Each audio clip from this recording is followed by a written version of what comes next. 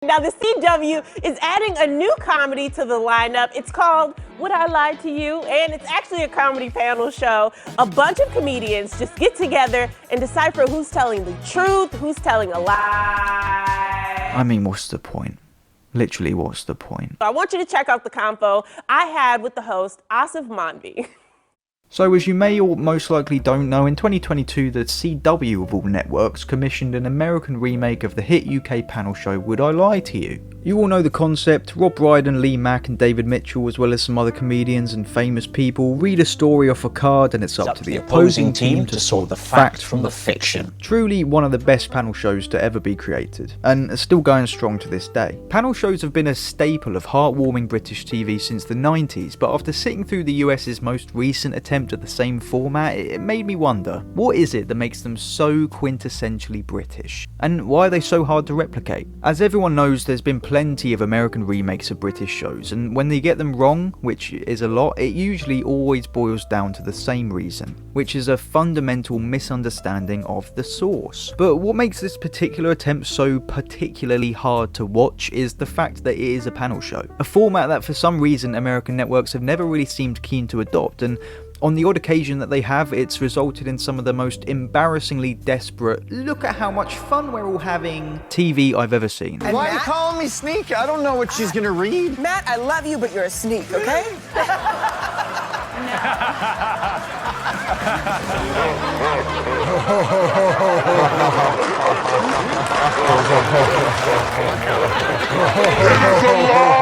The strange thing being, panel shows didn't even originate in Britain, but in America. But before we dive deeper, let's get our definitions in check. What constitutes a panel show, and what separates them from game shows or reality TV? Obviously, they've evolved over time, but our current definition of panel shows today are shows with big panels. They're game shows, but instead of contestants, they're celebrities, usually comedians, and instead of winning actual cool prizes, there's either fake, uncool prizes, or a meaningless point system. Mock the week, 8 out of 10 cats, QI, have I got news for you, never mind the buzzcocks. If it's funny, it's probably a panel show. If it's boring, it's probably a game show, and if it makes you feel sick, it's probably a reality show. Now, I'll keep this short because really nobody cares. You just want to see me rip into this disgusting monstrosity, but the history of panel shows was a long and arduous evolution. The US radio show Information Please, which debuted in 1938, was the first known example of a panel show. Still early in the format's development, this show consisted of celebrities,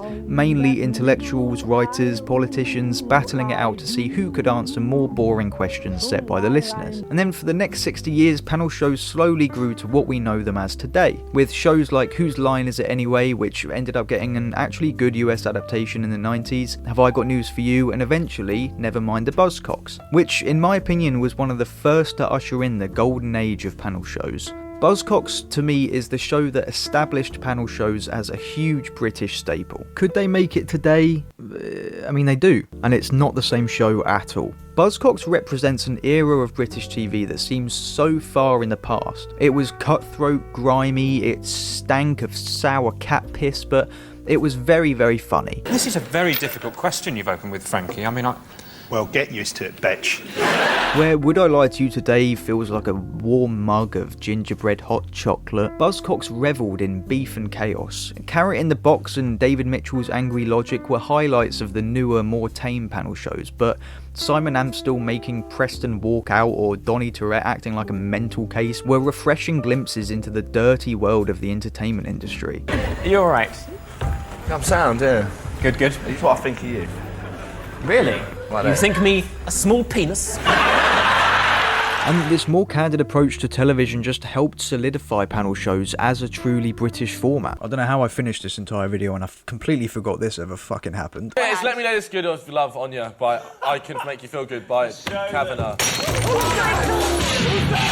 There wasn't really a market for this kind of stuff in America at the time, so the UK just kind of stamped their style on it. But as society progressed, so did our panel shows. Mock the Week was still consistently edgy and offensive, but maintained a more refined structure. 8 out of 10 cats swapped edgy for cheeky, which carried over to their countdown counterpart, and then came Would I Lie to You? Although the style of comedy and target audience changed over time, all of these shows had one consistent factor: which is they never took themselves seriously. And this is a huge difference between American and British TV as a whole, the same way this aspect can make American dramas more compelling than British ones, where manufacturing sincerity is a necessity. This lack of seriousness helps formats like panel shows. Why? Because panel shows are supposed to be off the cuff, natural. And what's more natural and British than a bunch of comedians appealing to the average working man or woman, self-deprecatingly stating that what they're all doing is, at the end of the day, pointless. Get to the point. It's not an exhortation you can fairly make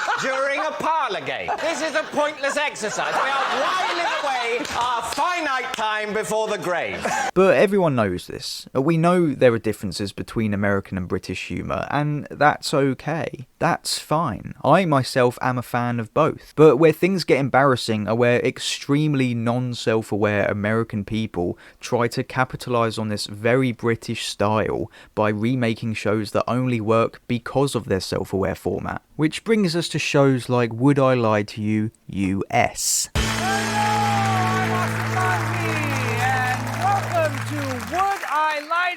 Why did he pronounce it like that? I'm going to try my best to avoid nitpicking. This is the first and only season of this show, so I want to give it a little bit of slack. The first thing you might notice about this rendition of the show is the awful set design. Where the original had bright lights and vibrant colours, green, blue and purple to separate each team and the host, for some reason the US version looks more like an underground lab of a mad scientist. I am Professor Psychotic! For a show trying to force their fun juice down our throats, dark purple brick walls mixed with a hospital grade white and grey doesn't really fit the vibe, man. I mean, I'm half expecting the aliens from Arrival to try and communicate with one of the panelists through the floor. It's no secret, one of the reasons Would I Lie to You has lasted as long as it has is mainly due to the fun format of guessing lies and truths. It's fun to play along at home, and part of this fun are the stories being interesting. I'll admit, sometimes the stories on the UK version aren't as crazy as I once paid for some tapas with a Nissan Micra, or I once spent the night in a bush wearing a dress, but usually when the stories are a little lackluster, either the details added make up for it, or the comedians asking questions makes it enjoyable to watch. But unfortunately the US version has neither the interesting stories or the comedians to zhuzh it up. Instead we've got the villain from The Last Airbender and these two fucking numpties, and the rest of the guests are panels of actors and not very funny comedians. And of course not, the best comedians Britain has to offer would appear on panel shows, and they do. Or did. The best comedians America has to offer are staying very clear of this type of stuff. They're doing podcasts and Netflix comedy specials. From the entire first season of this show, I recognised two of the guests. Hugo from Succession, he was Phoebe's boyfriend in that one episode. And great, it's fucking this guy again. Somebody keep this man away from Rob Brydon's shit. Anyway, I got off topic, but the stories they tell on this show are so painfully boring, and no amount of fake intrigue from the panelists can make up for it. My secret to managing road rage is to never make eye contact. The secret is let them know you're angry without letting them know. You know what I mean? That's not a story. What this boils down to is a man who prefers not to make eye contact during conflict. Okay, what else? I don't like a lot of attention when it's my birthday. Wow, that's fairly common. What happens if somebody cuts you off right in front of your car? I lose it a little bit. I don't understand what this man means. We need a demonstration. Could you just pretend that Matt Wait a minute. cut you off? All right. Tell me what kind of car I'm acting out. You're driving a Lamborghini? You're not driving a Lamborghini based on Why your can't outfit. I drive? It's fiction. It's fiction. Why- Driving a lime green Lamborghini. There's a couple of hookers in the back. There's no back seat, but all right. Yeah, great improv, Matt. You ladies okay? You're gonna be stars. Cocaine is in the glove. Okay.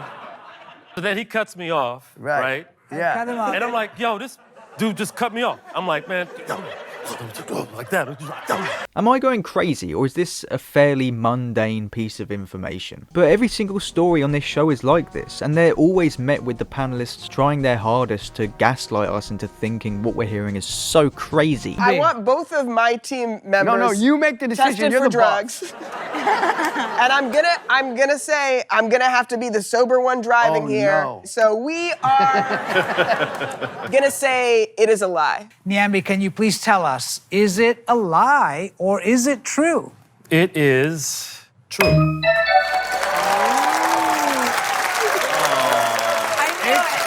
Yeah, of course it is. This guy reads off a card that sometimes, like every now and then, for an important meeting, he'll iron his pants. Before any important meeting or event, I make sure to iron my underpants.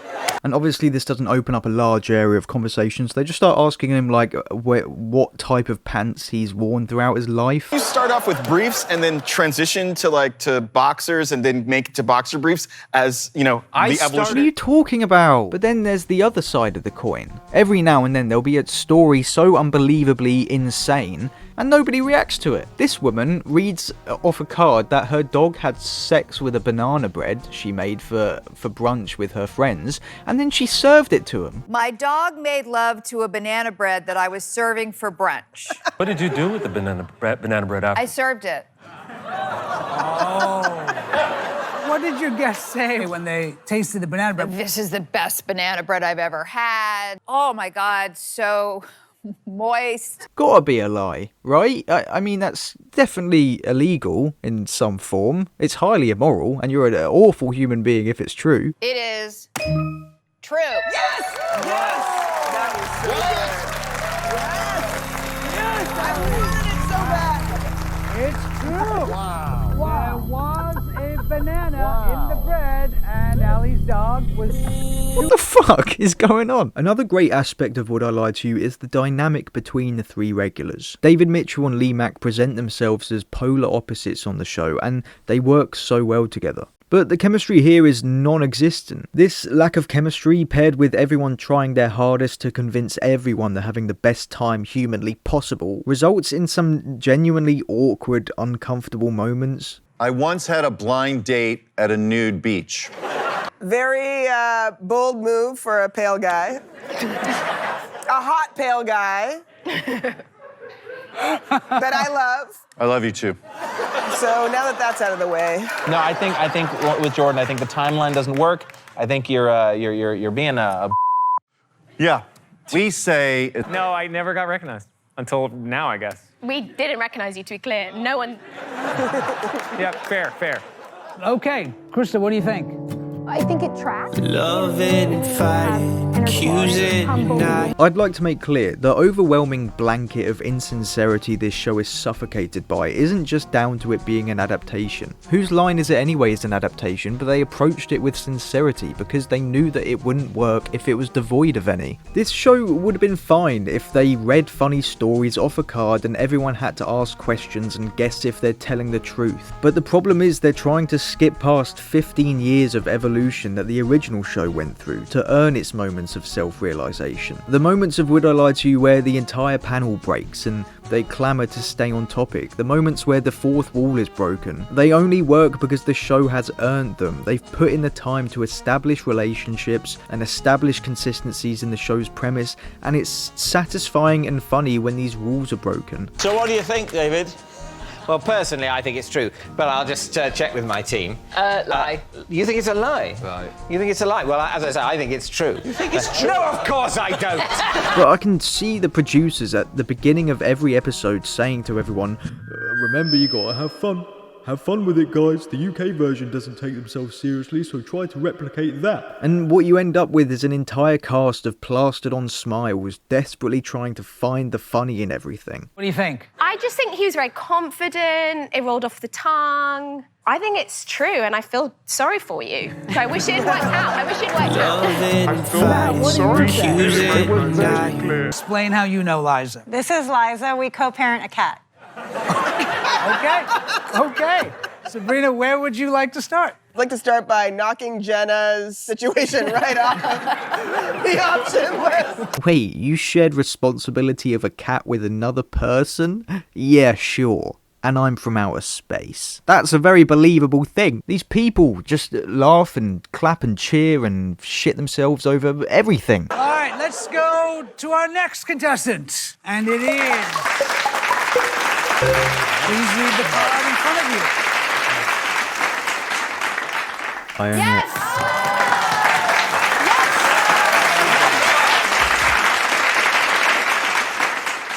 I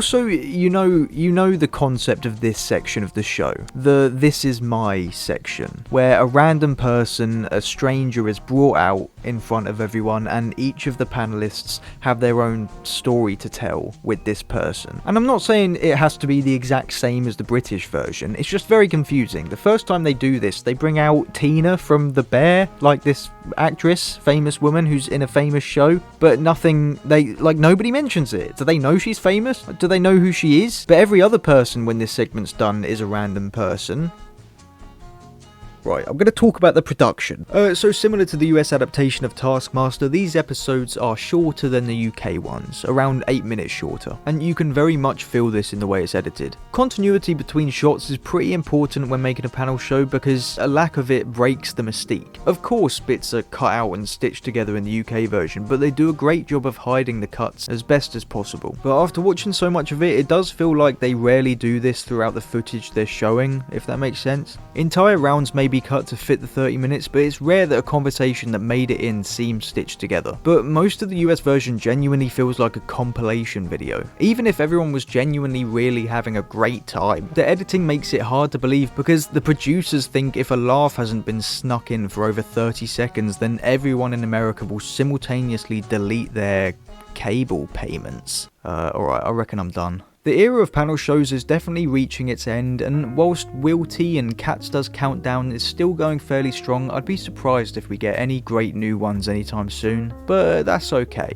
Eras come and go, and maybe in the future a different country will come along and lend its style of comedy to a whole new generation of panel show lovers. As long as sincerity and respect is involved, it's definitely possible. Till then, we've still got hours upon hours of some great classic panel show moments, and no amount of CWs and CBSs can take that away from us.